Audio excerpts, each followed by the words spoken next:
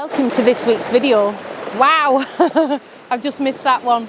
We've come down to the coast again for sunset, and we've revisited a place that we've been to before, but a little bit further down, just to try and take some different images. So last night we stayed in Glencoe, and we've come over tonight to Arisaig. Arisaig is sort of on the way out to Mallaig, so through Glenfinnan. It's an absolutely stunning little place. I mean, when we was here last time, we were further right round the coast there. What I do quite like is that you can, from this viewpoint, you can still see Rum and Eeg, and we from here can still see the Cullen Mountains on Skye. I'm just sort of warming up really. I've framed at the minute some rocks in the immediate foreground. We've got these lovely rocks to the left of frame where the sun is just coming down, and then on the horizon, a little slither, you've just got those two islands. What I'm trying to do, because at the moment it's still too bright, I'm hoping that we're going to be in for quite a sunset tonight. The sky is looking quite good. We've got lots of blue sky, ooh, and lots of, wow, just incredible to see. We've got lots of blue sky, oh my God, and lots of thin, wispy cloud. Feet are wet already. Oh wow, that is just amazing. It's absolutely smashing in, sorry. It's absolutely smashing in on these rocks just over here, and yeah, I think I've caught a couple of little bits on that. I'm just getting a little bit of blowout where the sun's just creeping into the frame. We've got a lot of midges again. We've missed the midges. They're not too bad, to be fair, on the east coast, but on the west you sort of forget how bad they actually are. So they're probably not as bad as they could be because they're dying off now at this time of year. But anyway, what am I doing? So I'm on f11, I'm on 1/4 of a second on the shutter. I've got a medium grad in. No, I haven't. I've got a reverse grad in, a 0.9 reverse grad, because that sky is still really, really bright. And I've put a 3-stop ND in just to slow that shutter down to 1/4. Now, what's happening is, as the waves are coming in and crashing, we've sort of got 1, 2, 3 sets of rocks here in front of me. But what's happening is, as the water's coming in and crashing, it's giving those 3 sets of rocks some separation, where the waves crash up and sort of splash in between. And because the sun's just here, the backlighting. So it is quite nice. I mean, again, the wellies are in the van. You know, coast and wellies sort of go hand in hand, but the wellies are in the van. So I'm just playing, like I said, at the minute with this little shot, or just knock the tripod. And we're gonna I've seen another shot that I do quite like. High tide coincides with sunset tonight, so it is on its way in. I'm just not sure it's going to come up high enough to where I want it for that particular shot over there, but I'm going to take it anyway because I think it's a nice shot. So yeah, I might do that when we start getting some colour. When we dry off. When we dry off, yeah. We've it's been absolutely red hot today, so when we come down, we got up to our waist, dipped the hair and cooled off a little bit, which was absolutely lovely. So yeah, I'll carry on taking a couple of shots here. Yes, nice, and we'll speak to you again shortly.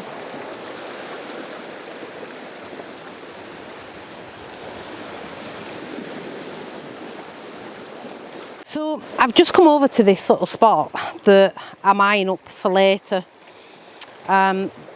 We've had to put the Nora Batties on, although I keep taking it off, so I don't know why I've got it on.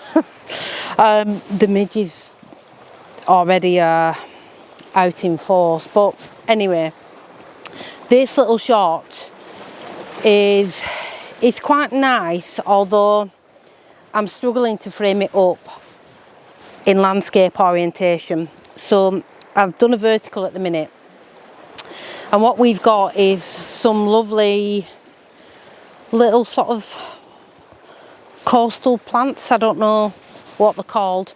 They are dying off, but there's, oh, me Jimmy eye, we've got some nice greens underneath, and I suppose they're just giving a little bit of a different texture and interest to the rocks that we've got in this immediate foreground.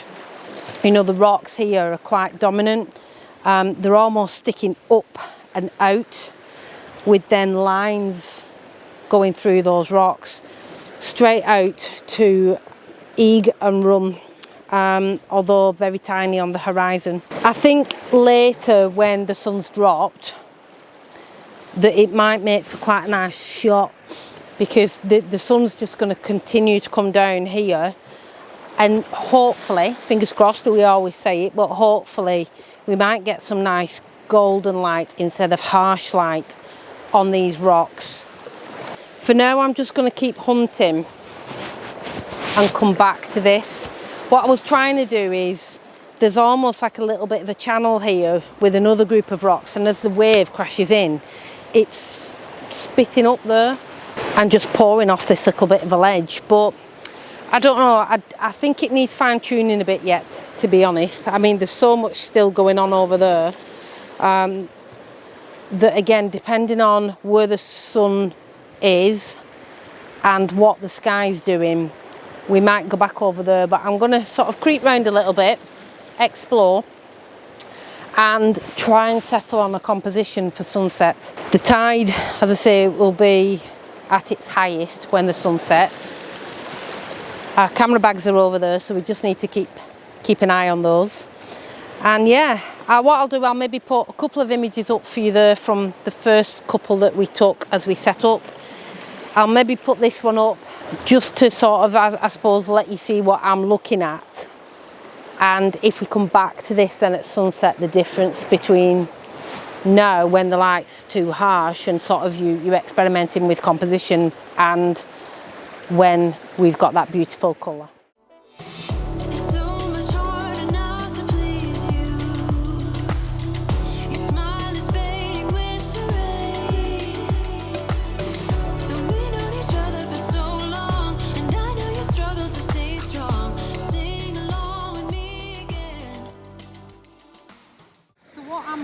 For is that the sun is going to dip a little bit more and cast some golden light just on the water. I think at the moment this is my favourite composition, so we have been back and forth a little bit just to have a look, and we're probably now about an hour away from sunset. Oh, I've probably taken quite a lot of shots here already at this one composition. I've fine-tuned it a little bit, I've zoomed in a little bit more, done a bit wider, but I think this is the one that I might settle on. You can get a little bit further round, but what that does is it cuts off that view of the mountains on the horizon there. So I don't know if you can see these midges or not, but they're absolutely horrendous. I dread to think what my face is going to look like when I take this off. But yeah, I mean, my setup is exactly the same. I'm still on 1/4 of a second. I've still got the reverse grad in. I have taken out my 3-stop ND because as that light's dropping now, I can lower that shutter speed enough without the 3-stop. So yeah, I'll pop those couple of pictures up from there, let you have a look. Like I say, we're about an hour away from sunset yet, so I think I'm going to sort of head away from the water to try and get away from these midges and see how we get on.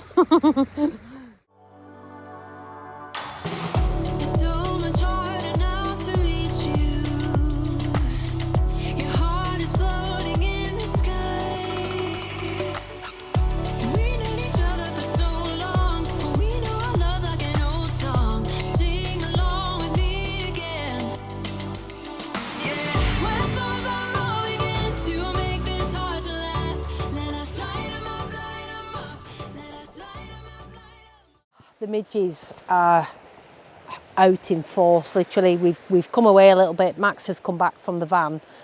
I don't know. I really want to get down there, and I'm probably being a bit of a wimp, to be honest, but we came down at around probably 5:30, 5:45, and sunset isn't till 8 o'clock. We've probably got about another, I don't know, half an hour, I think, before the sun's going to set. So we've already been out for 2 hours with the midges. Maybe we came down too soon, probably. But I ain't going to give up. I am going to sort of wait around, because we've got some nice cloud. There's almost like two pieces of lovely fluffy cloud just above the mountains where the sun's going to set, and fingers crossed they're going to catch. So the sun, it's not that far away from the horizon, but these midginets just hamper the photography so much that you can't see what you're doing. You're lifting your net up to look at your camera and your composition, and you just get eaten. So there's little point to them really for photography anyway. But this is such a stunning place.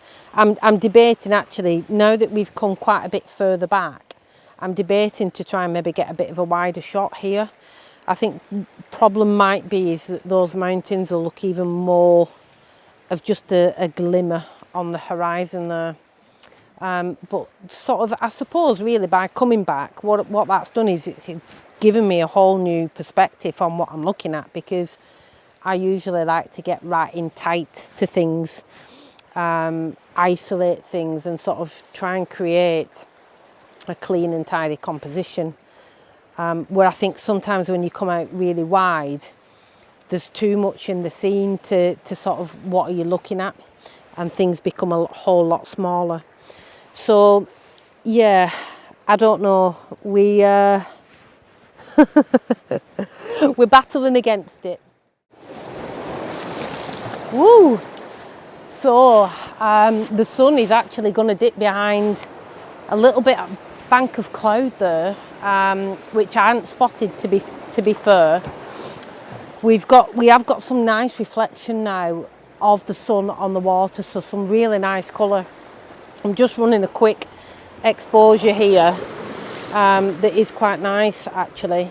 I'm not sure if the rock's too dominant, but what we've got is this real big sort of sticking up rock with the mountains there in the background. And I'm actually just running a 25-second exposure just to try and smooth the water, because I think it's high tide near enough. There's not that movement, that force in the water as much. So to try and make a bit more of a cleaner shot, I'm just running that long exposure there, and that is quite nice, to be fair. What I've needed to do on this one is just raise the centre column a little bit, because the top of this rock was just sticking up above the horizon there. So by raising that centre column, it's just given me enough separation between them to make it a better composition. I'm sort of debating to go back over to the spot there that I was just sort of saying earlier was my favourite spot, because we have now got that glow on the water. But I'm going to go over there now, because I have a feeling if the sun sort of stays behind that bank of cloud and doesn't just pop out again before it goes down, we're going to lose the colour. So I'm going to head back over that way and see if I can just get a nice shot now with some lovely light, some lovely colour before it dips.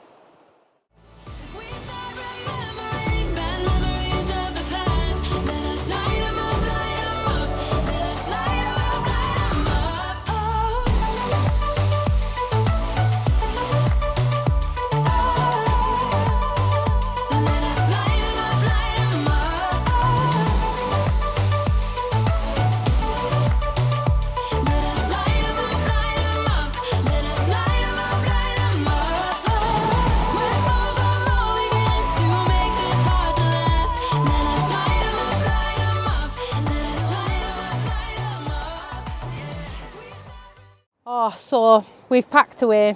Did you swallow one? I'm swallowing midges. My face is absolutely stinging, burning, itching. I feel like it's hampered the photography. Yeah. And I know I always say that every time we come out, every time we come out with the midges, but they really do. They're an absolute pain in the rear. But it's, apart from the midges, it's been enjoyable. Yeah, definitely. I mean, look at that view behind us. It's just immense, but we just can't suffer it any longer. No. In the name of photography and all that, we've done about 3 hours. That's enough.